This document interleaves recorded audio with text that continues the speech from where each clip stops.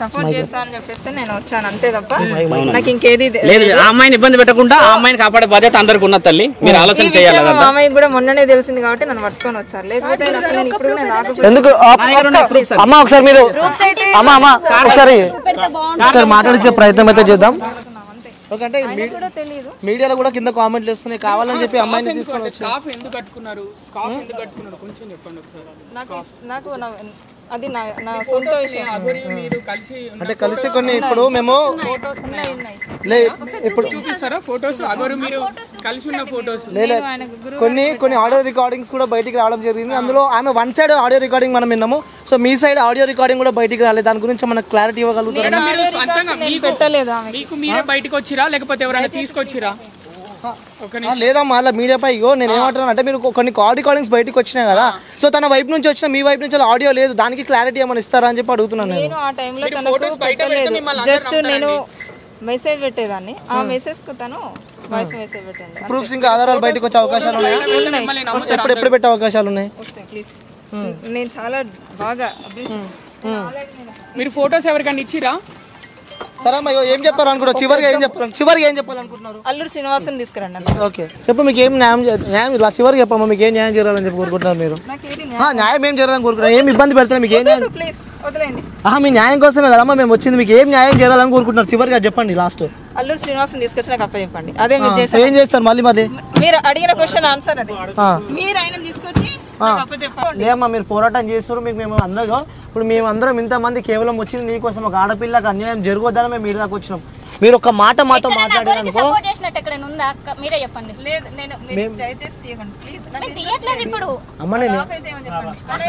సరే సరే ఏమొద్దామో చివరిగా ఒక రెండు మాటలు చెప్పేసి బంద్ చేశారు. ఇక మేము కూడా ఇబ్బంది పెట్టాం మీకు. చివరికి ఒక రెండు మాటలు బంద్ చేసి ఏమి ఇబ్బంది పెట్టాము. అమ్మా ఇక శ్రీవర్షిని ఏమన్నది, ప్రతి ఏ ఆడపిల్లకు అన్యాయం జరిగినా నేను కూడా వస్తాను, న్యాయం చేస్తానన్నది. అమ్మ శ్రీవర్షిని, నాకు అల్లూరు శ్రీనివాస్ వల్ల నాకు అన్యాయం జరిగింది, నువ్వు వచ్చి నాతో పాటు కొట్లాడాలి, అల్లూరు శ్రీనివాసం తీసుకొచ్చి నాకు అప్పచెప్పండి అంతే. ఓకే, సో ఎప్పుడు అమ్మ మీకు ఎప్పుడు పరిచయం ఇద్దరిది? వద్దులేండి, చెప్పేసిన ఎప్పుడు పరిచయం అమ్మ? జనాలకి తెలియాలి కదా, అసలు తీసుకొస్తారు. జనాలకి నేను రావాలి అనుకోవట్లేదు, అసలు నేను ఇప్పుడు కూడా రావాలి అనుకోవట్లేదు. మన శివరుద్ర గారు మా మామయ్యకు మంచి స్నేహితుడు, మంచి మిత్రుడు. సో మొన్న 2 days బ్యాక్ ఆమె వర్షిని రివీల్ చేసింది కదా నాకు పెళ్ళైందని చెప్పేసి. ఆ విషయం ఆయన తెలిసి ఇంత జరుగుతున్నా నాకు ఎందుకు చెప్పట్లేదని చెప్పేసి నన్ను మరి ఇక్కడ పట్టుకొని శివరుద్ర గారి దగ్గర పట్టుకొని వచ్చారు. కాబట్టి నేను ఈ 4 మీలాంటి వాళ్ళు బయటకు వచ్చి మంచి పని చేస్తారు. ఎందుకంటే సనాతన ధర్మం అని చెప్పి బాగా గుట్లాడుతున్నారు. ఏం లేదు, మీరు నాకు అల్లూరు శ్రీనివాసన్ అప్పచెప్పండి. ఏం చేస్తారు? సరే అమ్మ అప్పచెప్తే మీరు ఏం చేస్తారు? నెక్స్ట్ మీకు తెలుస్తుంది, ఆటోమేటిక్ గా తెలుస్తుంది అన్న. ఓకే, సో చివరిగా ఈ వీడియో చూసి అగోరి గారికి ఏం చెప్తారు? చివరిగా మన వీడియో చూస్తున్నారు, చివరికి ఏం చెప్తారు వాళ్ళిద్దరికి? ఆల్రెడీ తనకు అర్థమైంది నా మాటలు ఏంటి. చివరిగా వాళ్ళకి చెప్పండి అమ్మ, ఏం చెప్తారు వాళ్ళకి? సో మన వీడియో చూస్తుంటే మీరు అక్కడ దగ్గరికి వెళ్ళలేరు కాబట్టి చివరిగా మన వీడియో చూస్తుంటే వాళ్ళిద్దరికి ఏం చెప్తారు? వర్షినికి, అగోరికి, శ్రీనివాస్ గారికి. వర్షిని నిజంగా ఆడపిల్లనే అయితే అగోరి వల్ల నాకు అన్యాయం జరిగింది కాబట్టి నాకు తీసుకొచ్చి అప్పగించమ్మా, నాతో పాటు కొట్లాడు, నాకు ఆడపిల్లల కోసం కొట్లాడుతా అన్నావు కాబట్టి నాకు అన్యాయం జరిగింది, నువ్వు నా తరఫున కొట్లాడి నాకు అల్లూరు శ్రీనివాసన్ అప్పచెప్పు. ఓకే, నెక్స్ట్ ఘనంగా పెళ్లి చేసుకోబోతున్నాం అంటున్నారు. మరి నెక్స్ట్ ఘనంగా నేను చేస్తా, ఘనంగా పెళ్లి నేను చేస్తా. ఓకే, వాళ్ళిద్దరికి చేస్తాను. అల్లూరు శ్రీనివాస్ తర్వాత అది నేను చేస్తాను, నాకు అప్పచెప్పండి. మీడియా వాళ్ళు చేసే ఆ తర్వాత నేను స్పెషల్ గా అన్ని ఛానల్స్ మాట ఇస్తున్నా, మరి పక్కా ఇస్తాను. నాకు మీరు అప్పచెప్పండి అంతే, అది మీకు అనవసరం. ఓకే, మరి పోలీస్ స్టేషన్ కి వెళ్ళి కేసు వేసే అవకాశాలు ఏమైనా ఉన్నాయా? కానీ పోలీసులు కూడా పెద్ద టార్చర్ గా మారింది. నేనే పెద్ద పోలీస్ డిపార్ట్మెంట్ తిరుగుతున్నా, నేను రాలేదు అని అంటే అర్థం చేసుకోండి. గత 3 రోజుల నుంచి కూడా రివీల్ అయినాక వెంటనే నేను క్షణాలు రావాలి, అయినా నేను రాలేదు అన్నట్టు అర్థం చేసుకోండి. నేను ఏంటి అనేది, నేను ఒక మంచి కుటుంబం నుండి వచ్చాను, నాకు మా ఫాదర్ చాలా మంచి పేరుంది. ఇప్పుడు మా ఫ్యామిలీకి తెలియకుండా నన్ను మా మామయ్య తీసుకొచ్చాడు. ఎందుకు? శివరుద్ర గారు అంటే చాలా అభిమానం ఆయనకి. ఆయన కూడా నాకు ఫోన్ చేసి, రా తల్లి నువ్వు వస్తే వానికి ఫుల్ స్టాప్ పెట్టచ్చు అంటే నేను వచ్చేసాను అంతే. కానీ వచ్చారక్క, కానీ మాట్లాడుతున్నాయి కాక ప్రజల్లోకి వెళ్ళేది ఇప్పుడు మొత్తం. నేను రావాలి అనుకున్నప్పుడు నేను వస్తాను, దయచేసి. అంటే అమ్మ మీరు మాట్లాడేది వేరే ఉంటది, శివరుద్ర గారు మాట్లాడేది వేరే ఉంటది, ఎందుకంటే మీరు ఆవేదనతో ఉన్నారు కాబట్టి. నేను ఆయనకు వచ్చి నేను ఈ మీడియా వాళ్ళకి ఇస్తాను నేను ఆయనకు చెప్పలేదు. నేను ఆయనకి ఏం చెప్పాను అంటే అంటే నాకేం జరిగిందని ఆయనకు తెలీదు. ఆయనకు చెప్పాను. చెప్తే ఆయన తీసుకొచ్చి నాకు చెప్పు అల్లూరు శ్రీనివాస్ నాకు చెప్తే నేను చూసుకుంటాను ఆయన సంగతి అని చెప్పిన. ఓకే అని చెప్పేసి అంతే. కానీ మీడియా వాళ్ళు వస్తారని నాకు తెలీదు. ఇలా వస్తారంటే అని చెప్తే నేను రాకపోయేదాన్ని అంతే. అంటే న్యాయం కోసం పోరాటం చేస్తున్నారు కదమ్మా. ఖచ్చితంగా పోరాటం చేస్తాను. నాకు ధైర్యం లేక ధైర్యం ఉంది. నాకు ఆయన దొరకాలి. ఇప్పుడు మీ మీడియా ఏం చేస్తుంది, ఒక మాట అడుగుతాను మళ్ళీ మాట్లాడతాను. మీరు మీ కెమెరాలు అంతే. ఇప్పుడు మీ మీడియా వాళ్ళు ఏం చేస్తారు, ఏదో నేను చెప్పింది మీరు వేసుకుంటారు, అది ఒక వారంలో స్క్రోల్ అవుతా ఉంటది. అంటే మీకు రేటింగ్ వస్తారు, అదే సెకండరీ, అది నాకు తెలియదు. మీ అంటే మీ కార్యాచరణ అనేది మీది, ఇది మీ లైఫ్. నాది ఒక ప్రొఫెషనల్, మీది ఒక ప్రొఫెషనల్. సో మీరు ఇది చేసుకుంటేనే మీకు మనీ వస్తుంది. నేను వాళ్ళని తప్పు పట్ట, మీరు దేనికన్నా చేసుకోండి. కానీ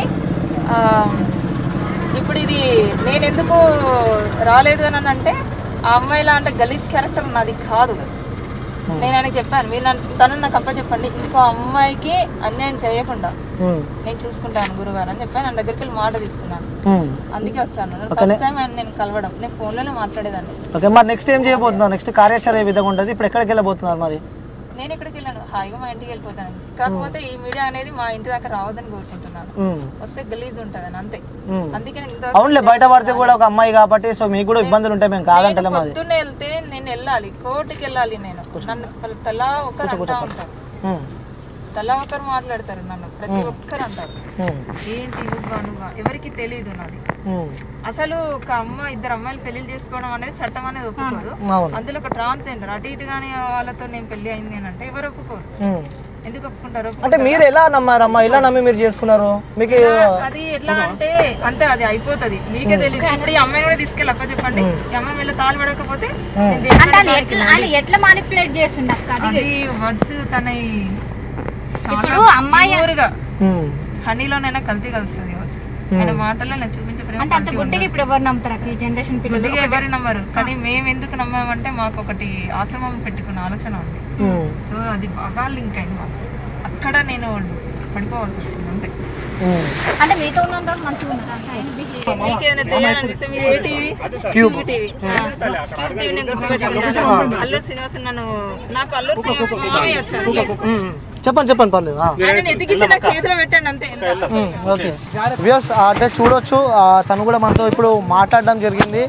సో నన్ను తీసుకొచ్చి నాకు చెప్పండి, తర్వాత నేను చూసుకుంటా అని చెప్పి కూడా తను చెప్పడం జరిగింది. అంటే గతంలో వీళ్ళిద్దరికీ కూడా సో మ్యారేజ్ అయింది. మ్యారేజ్ అయిన తర్వాత కూడా సో తను ఒక విగ్రహాన్ని ఇచ్చి కూడా తను ఇందులో నన్ను చూసుకో అని చెప్పి కూడా తను బయటికి వెళ్ళిపోయాడు. సో దాని తర్వాత ఇలా ఇంకొక వర్షిణి అని చెప్పి ఒక అమ్మాయిని తను పెళ్లి చేసుకున్నాడు. వర్షిణి అనే అమ్మాయిని పెళ్లి చేసుకున్న తర్వాత మేము బయటికి రావడం జరిగింది. ఎందుకు మేము బయటకు వచ్చామంటే మరో ఆడపిల్ల జీవితం కూడా ఖరాబ్ కావద్దు, అందుకోసం మేము బయటకు వచ్చామని చెప్పి కూడా తను చెప్పడం మనం చూస్తున్నాము. సో తను ఒక అడ్వకేట్ అనమాట. సో తను మాయా మాటలు చెప్పి అక్కడ నమ్మించి తిను చేసుకుంది. సో కొన్ని ఆధారాలు కూడా వాళ్ళు బయటికి చూపించే ప్రయత్నాలు అయితే చేస్తున్నారు. కొన్ని ఆడియో రికార్డింగ్స్ కూడా తను బయట పెట్టడం మనం చూస్తున్నాము. సో చూద్దాం, ఆడియో రికార్డింగ్స్లో కూడా తను కలిసి మెలిసి చాలా అద్భుతంగా ఒక శివుని గుడిలో కూడా తను పెళ్లి చేసుకున్నట్టు కూడా తను చెప్తుంది. సో అంటే మీరు చూడొచ్చు, ఇప్పుడే వాళ్ళతో కూడా మనం మాట్లాడించే ప్రయత్నం అయితే చేసినాం.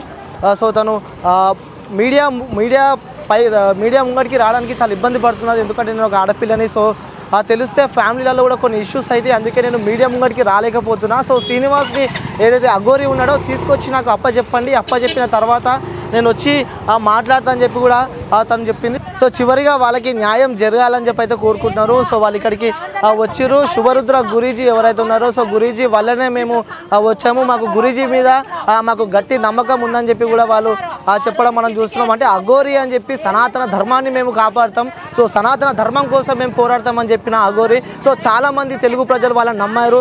సో ఒక అఘోరి ఇంటికి వస్తుందంటే వాళ్ళు కాళ్ళు మొక్కి మరి ఒక దైవంగా భావించి ఒక దేవుడు మా ఇంటికి వస్తుందని చెప్పి కూడా అఘోరికి అంత ప్రేమించిన తెలుగు ప్రజలు ఇప్పుడు అఘోరి నిజ స్వరూపాలు చూస్తే ఒక్కొక్కరు భయపడతారని చెప్పొచ్చు. ఎందుకంటే తెలుగు ప్రజలు బీభత్సంగా సనాతన ధర్మాన్ని కాపాడతారు. సో అలాంటి సనాతన ధర్మాన్ని అఘోరి ఇలా చేస్తుంటే నిజంగా వింటూ ఉంటే అలాంటి మాకే బాధ అనిపిస్తుంది. ఎందుకంటే మేము గట్టిగా నమ్ముతాం దేవుళ్ళని, సో దేవుళ్ళనే దైవంగా మనం భావిస్తాం కాబట్టి.